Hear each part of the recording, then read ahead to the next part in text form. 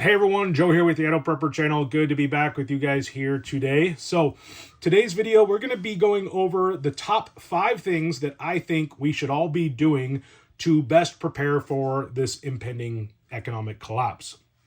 So I know this is kind of a drum that seems to have been beaten for years and years, and maybe people always feel like, oh, nothing ever happens. I have an article here, and it's from Fortune magazine, and I'm going to read it before we get into our list. But I think if you talk to most people, a lot of people, as far as the economy goes, will tell you, I mean, even though they're not talking about it on the news and on television, doesn't mean that things aren't kind of falling apart economically speaking. And I think this is something that we need to prepare for, and maybe it's not going to come in this big fantastical crash like we all think. It's not going to be sensational like one day you wake up and the stock market's crashed. I think this is kind of something that's baked into the cake here fiscally, and it's something that you're just going to see. It's going to be a slow boil, no doubt. And I think definitely seeing a lot of signs of that in our day-to-day lives. I know I certainly am, and I've already been taking a lot of action to try to make ends meet with the way things are economically. So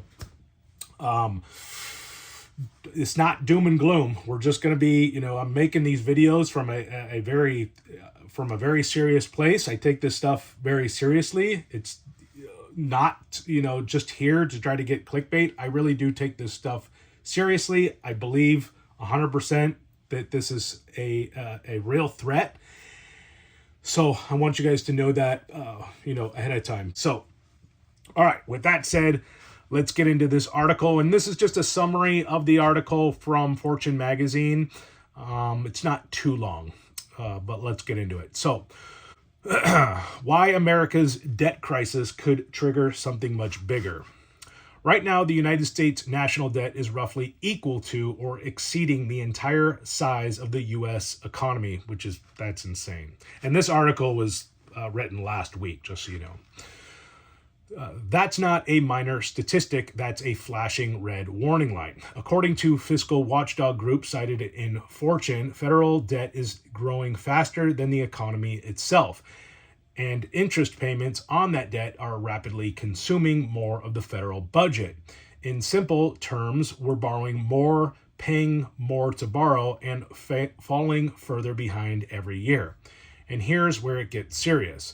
When a nation's debt grows faster than its ability to produce wealth, history shows that something eventually breaks. That break doesn't always look the same, but it can take the form of a severe recession, a financial market crisis, persistent high inflation, currency instability, or in worst case scenarios, loss of confidence in the government debt. And I think all those things are definitely happening right now. Experts, and that's a big reason why you see gold and silver prices skyrocketing. It's because of those things.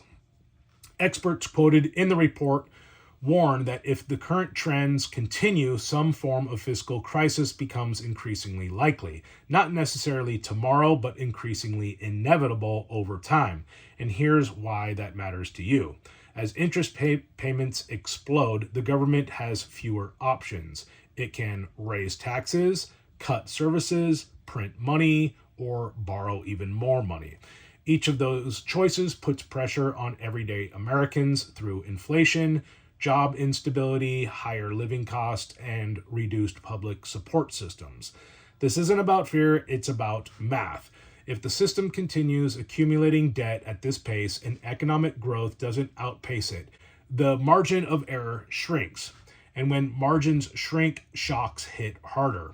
A banking issue, a global conflict, a currency shift, a loss of foreign confidence, and a highly leveraged system, small sparks can create big fires.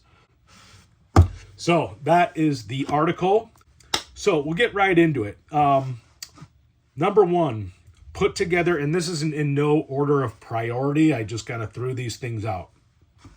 Put together an expense budget. See what you can thin out of your monthly expenses. This is huge. I actually did a video on this whole thing, like how to budget your finances and how to live on a fixed income, or live during an economic downturn. Make sure to leave a link for that description for that video. But I did that a while back, so there's a lot of things you can do. But the first thing you need to do is kind of get together with your spouse or whoever and put together a budget. Figure out how to trim the fat. Start saving some money, because you're definitely going to want to have cash put aside or be able to handle any type of economic downturn. It was one of the first lessons I learned, was like what got me into prepping. Was during the housing crash of 2009, and I lost everything, and I was just so over my head in debt, I just wasn't able to make the payments, and that's really why I collapsed. So the big lesson there was kind of like, get a budget together, live within your means, things like that. Number 2, start DIY. So it's kind of a way you can, start thinning that budget, start learning skills on doing your own thing. So change your own oil in your vehicles, do your own home repairs, and learn those skills now. You can go on YouTube and learn those things. Like, I got to change out the transmission fluid on my truck and the filter, and so I've been watching videos on how to do that with my year, and I'm glad, because there's definitely some tricks to doing it on my specific vehicle. So it's just good. You're saving hundreds of dollars by just doing that stuff myself. The other things you can do as far as kind of budgeting things, gardening. So spring is quickly approaching. So, start putting together your garden now. Start designing it, figuring out what you're going to do this year.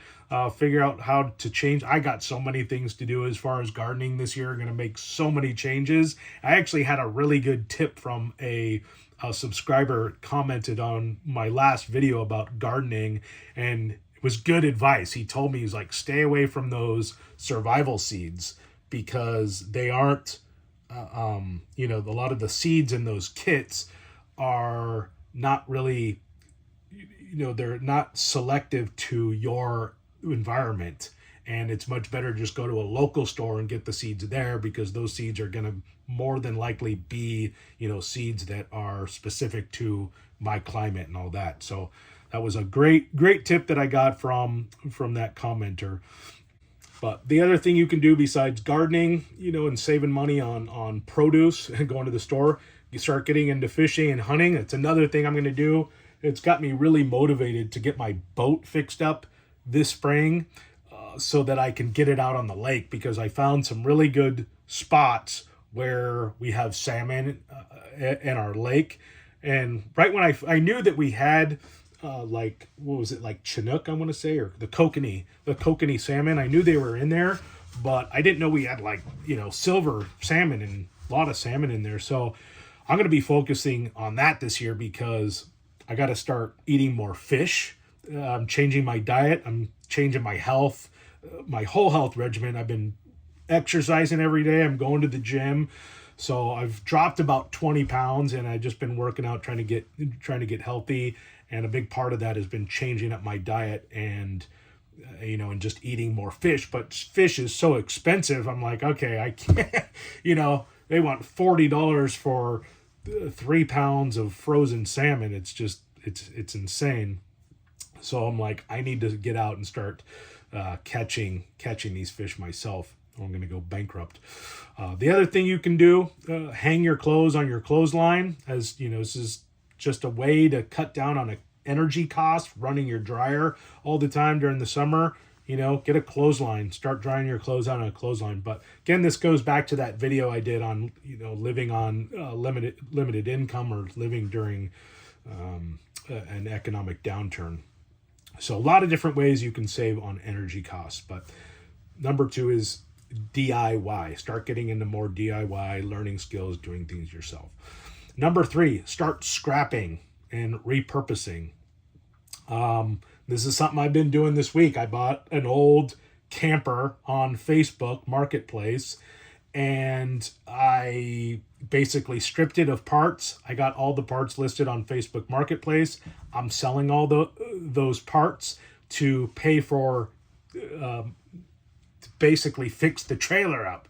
So, and then I'll probably sell it. I'm not sure what I'm going to do with it. It would be a hard sell if I got it just to my liking, and I really do need a flatbed trailer to haul my ATV, but I also need a camper trailer too. A lot into it, but that video is coming soon, so keep an eye out for that. But that's something that I'm big into, repurposing stuff. I'll buy stuff cheap, or I go to the dump and I find stuff, people throw stuff away that just needs a spark plug. I mean, I found a snow plow, like with the tracks type snow plow at the dump. I found a kayak. So all kinds of stuff I've been finding at my local dump, and I repurpose that, clean it up, and sell it. So just a good way to, make money when times are tough. But that's just kind of an avenue you guys can pursue.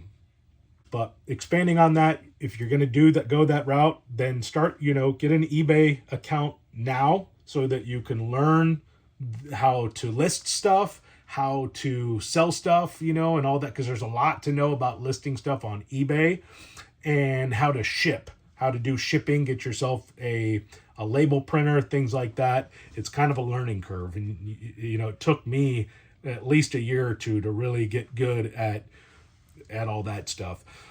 Start an Etsy shop. That's a good way to make a side income. You can make things on Etsy and sell those things. It's actually a lot of fun, but that's a great way to make money.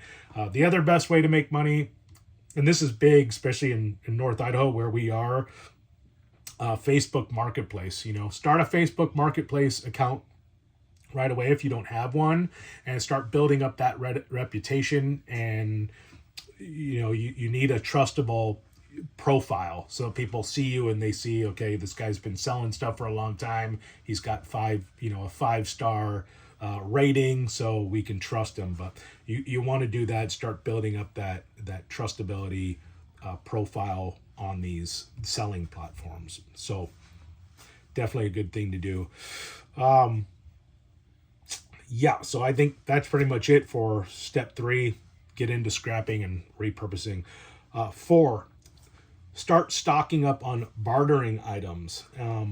So some good bartering items, freeze-dried food, because, well, I guess if you're going to have a freeze dryer, but this is like kind of an angle that you can pursue as far as bartering goes. If you have a freeze dryer, you want to invest in one, you can not only create your own freeze-dried food, but you can create it as a means of bartering. And I just thought this is actually a great thing to make for bartering, because it's so lightweight and it lasts forever. So you can make, here I got some chicken pasta primavera. You can do some cheap stuff or whatever, but really lightweight, and it's pretty small, and you just store these away they got a 25-year plus shelf life. Store this stuff away until things get tough, and then maybe you just have a full supply of freeze-dried food that's just for bartering. Because I think, if you're going to get into bartering food would be a big thing to barter. And freeze-dried food, I just feel like fits that purpose better than like just having a bunch of canned food to give away, because this will make a whole meal. So freeze-dried food seems like a really good bartering item, just because food is so important. You look at the main things that people would want during an economic collapse. It's going to be food, water, the basic things, medical stuff like that. Silver, obviously, silver and gold. You guys have been following that. It's still going up. Just like I said, it came, went really high, then went down. Now it's creeping back up. So silver today is at $88, $89 an ounce right now. So yeah, get yourself some silver. That's definitely going to hedge against inflation if we have an economic downturn. And a lot of people say that we have a history of silver and gold becoming, kind of a default monetary system. Have silver and gold as a way of for trading, things like that. Next thing would be alcohol. It's kind of a common one where people go to. Now, I will say, if you're going to do alcohol, I don't stockpile alcohol. I just don't want alcohol in my house. And when I say alcohol, meaning drinking alcohol, spirits. If you're going to do that, get the small bottles. Get everything, and keep that in mind if you're putting together any type of bartering items. Keep in mind, like, the bartering items, you're going to be in small portions. So if you're going to invest in silver, maybe buy the silver in grams, and you can it's just going to make it better to do bartering and trading and things like that if you have a more variety, more proportion type sizes of things. Hope that makes sense. So think about that with the food, with the alcohol. Get the little alcohol bottles. Bullets too. Bullets, I think, is going to be a big bartering item. So you can get the bullets in these boxes, how we used to buy them. I think these I've had since 2010. I remember when we were going through those first real intense ammo shortages, and they were rationing out the ammo. You had to get up early and go get in a line, and they would allow you 3 boxes of AR-15 or 5.56 ammo. And so those were crazy times. But these boxes still good. This is a perfect little bartering thing. Just keep it in the box. Let's see what else. I think that's pretty much it. I mean, obviously there's more stuff. Tobacco is a big one. Although I don't know a lot of people who smoke, but maybe during an economic collapse, a lot of people might start taking it up again. But if that's something you want to do, I would say, if you're going to stockpile tobacco as a form of bartering, just buy the cans of tobacco and the zigzag papers. All right, let's see. I think that's it for bartering.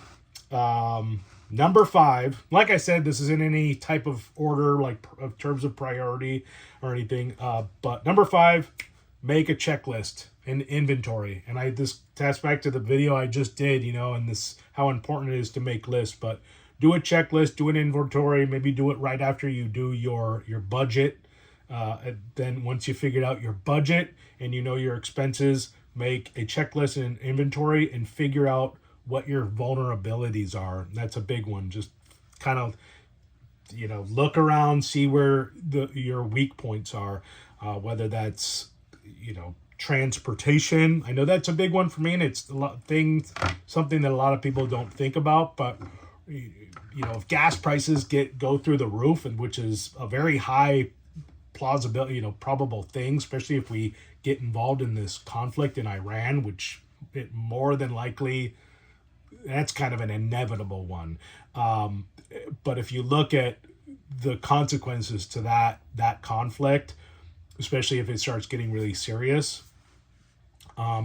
we're going to have supply chain issues, especially when it comes to fuel, and you're going to see fuel prices go up. So I've been sounding the alarm bell on that because I know that that's about to happen. It hasn't happened as quick. I thought it was going to happen earlier, but I knew for sure it was going to happen. Now it really seems like it's like any time now. But when that war pops off, you're going to see a surge in fuel prices for sure, because of the trading routes there, the Strait of Hormuz there. It's going, but a lot of our oil comes from that region. A lot of the world's oil comes from that region. So maybe start considering different forms of transportation, whether that's more fuel efficient vehicles, just smaller motors, maybe get like a 4-cylinder vehicle or an ATV or something that's going to get you into town a lot easier on a lot less fuel. Or, in my opinion, I think the best option to that is an e-bike for sure. And people ask me, like, what's my favorite prep?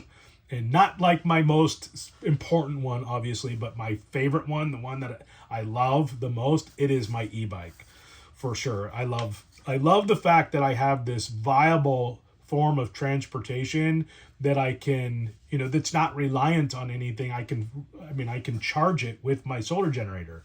So I essentially have like free transportation, so long as you know, the components last and the battery doesn't wear out. But essentially I have a very, very low cost form of transportation. So I love my e-bike, and it is a great alternative when it comes to transportation during an economic collapse. I can get to town, I can load it full of groceries, I can go hunting with it, I can do anything on that bike.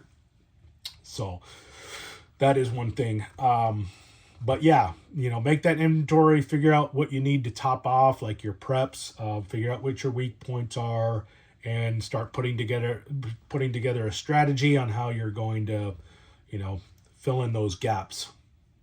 You know, whether it's, like I said, transportation, energy, maybe you need you know, this is the year you need to go out and purchase a solar generator, you know, and have that as like a backup system. And things are tough, you have a good enough solar system going, you know, the energy companies will start paying you, you know, if you can produce enough energy. But I just know that energy is just such a huge cost for most people, including myself. It's just the cost of keeping everything powered up is just getting so expensive these days. So you know, having the ability to cut the energy cost down is huge. It's going to make your life a lot easier, especially if things get bad economically. Yeah.